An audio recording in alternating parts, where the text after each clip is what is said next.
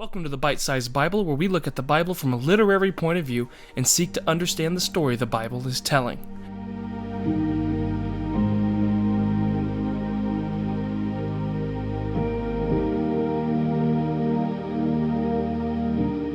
As we've been going through the book of Genesis, we've been exploring this one overarching theme of the book, that God creates order from chaos.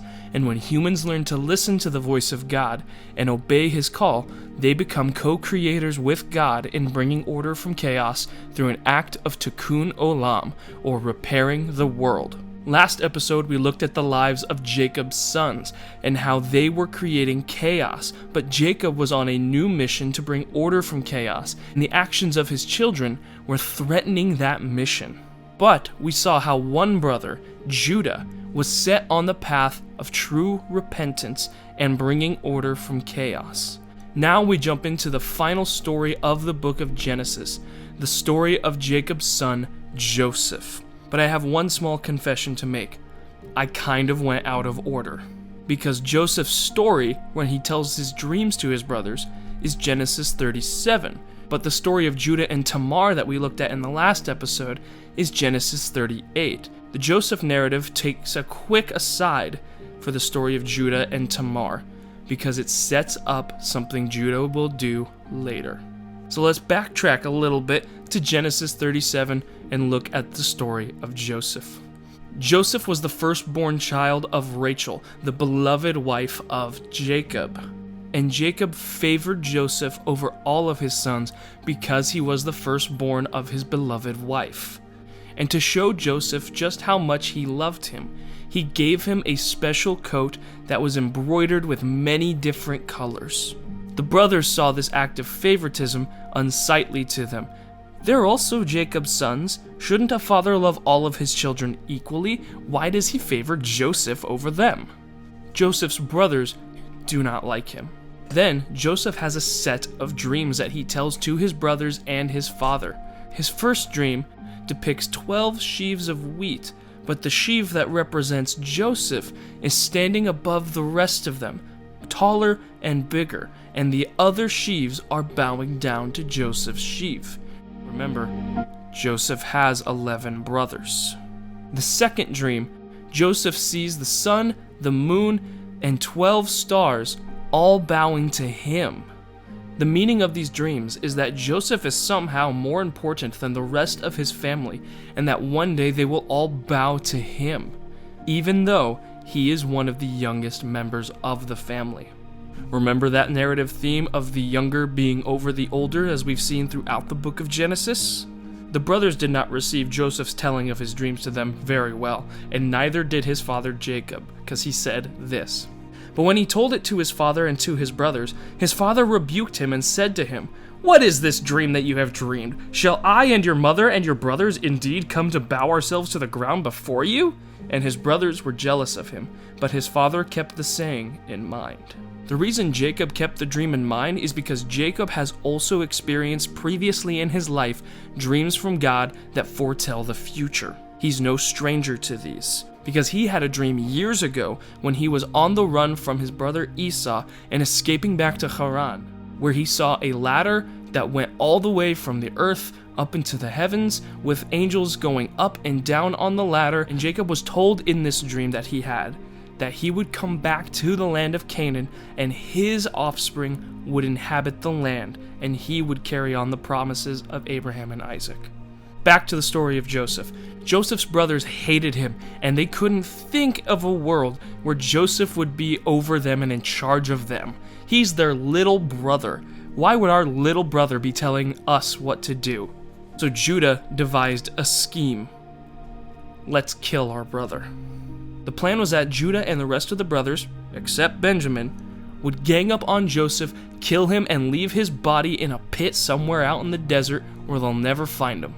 But the oldest brother, Reuben, isn't too keen on this plan, and he convinces Judah and the rest of the brothers not to kill Joseph, but to just leave him in the pit. The reason Reuben asked them just to leave Joseph in the pit was because Reuben was secretly intending to come back later after the brothers had gone and rescue Joseph.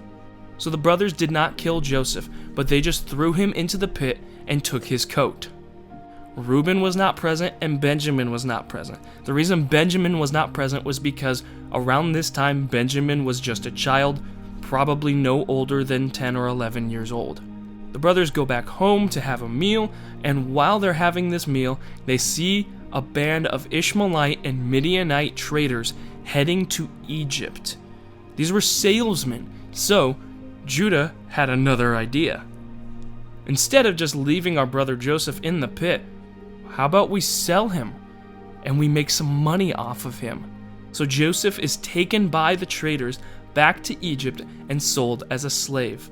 But before he's taken, the brothers take Joseph's coat of many colors that his father Jacob had given him, and they tear it to pieces and then cover it in goat's blood to make it look like Joseph was attacked by a wild animal.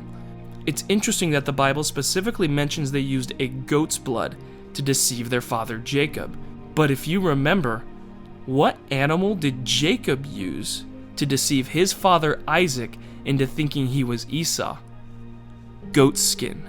The sons are playing the same kind of trick on their father that their father played on his father years ago. Reuben later returns to the pit, but he does not find Joseph, and he is heartbroken over this. Remember, Reuben didn't really want to be involved with this, so that's why he came up with the plan to go rescue him later, but because he wasn't there, Reuben is devastated.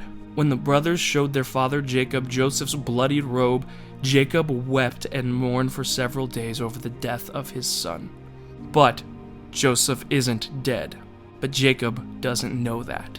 Joseph is taken back to Egypt and is sold as a slave. But even after all of this, after the betrayal of his brothers and taken away from his homeland to a foreign land where he is going to work like a dog every day of his life, God still has a plan for Joseph here in Egypt.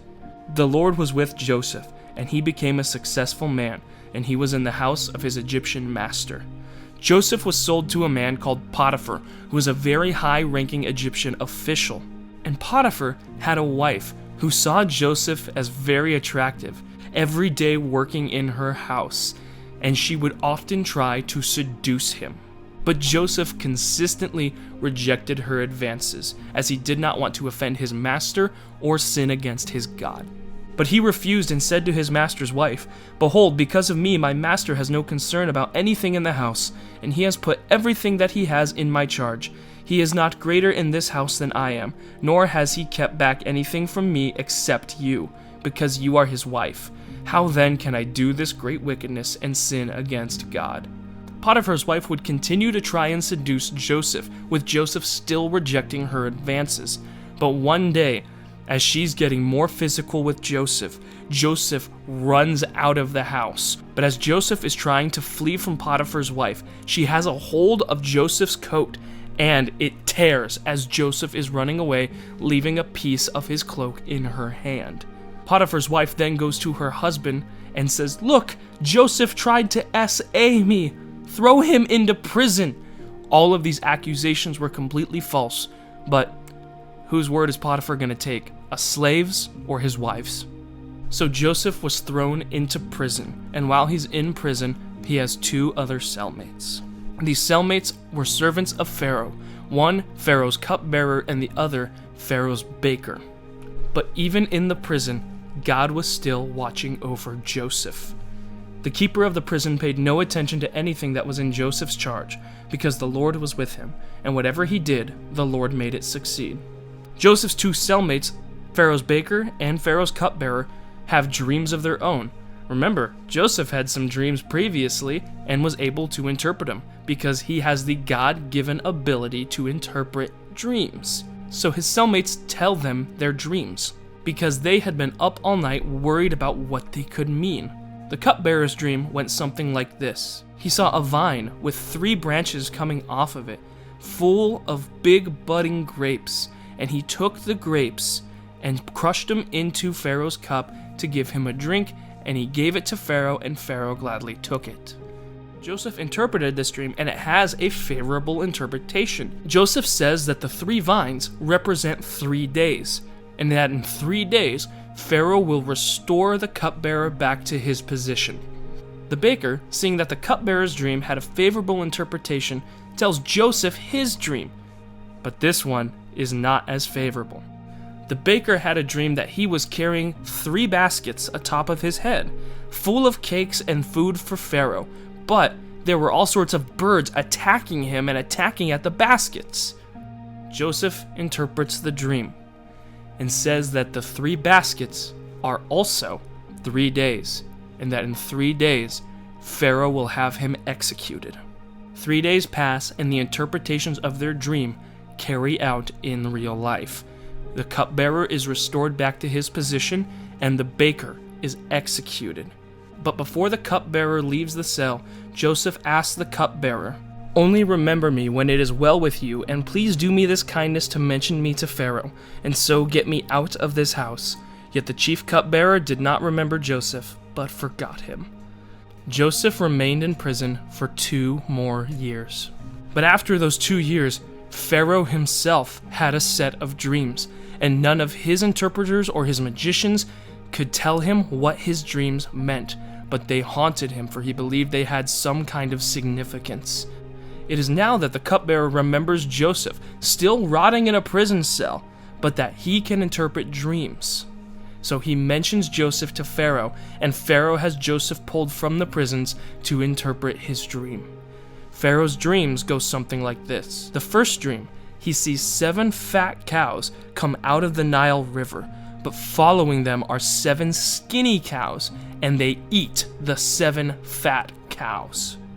The second dream shows 7 healthy ears of grain, and then he sees another stalk with 7 unhealthy, withered pieces of grain, and the withered grain ends up destroying the healthy grain.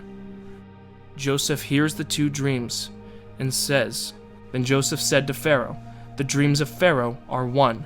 God has revealed to Pharaoh what he is about to do.'" Both dreams mean the same thing, and what the dreams are saying is that for the next 7 years, Egypt will experience a period of abundance in their harvests. There will be more than enough food to go around. But following those 7 years of plenty will come 7 years of famine, and nothing will grow. So Joseph suggests to Pharaoh that he should appoint somebody to oversee the collection of food during the 7 years of plenty, saving 1/5 of the total harvest for when the 7 years of famine come, and then give the food back to the people. This way, all the people of Egypt will survive. But as the story goes on, we actually learn that this famine is worldwide. Pharaoh then appoints Joseph, the man who told him the interpretation of the dream and the solution for the calamity about to come, as viceroy of Egypt. He is second in command of the entire kingdom. The only person of greater status than Joseph is Pharaoh. Joseph is now on a path to create order from chaos.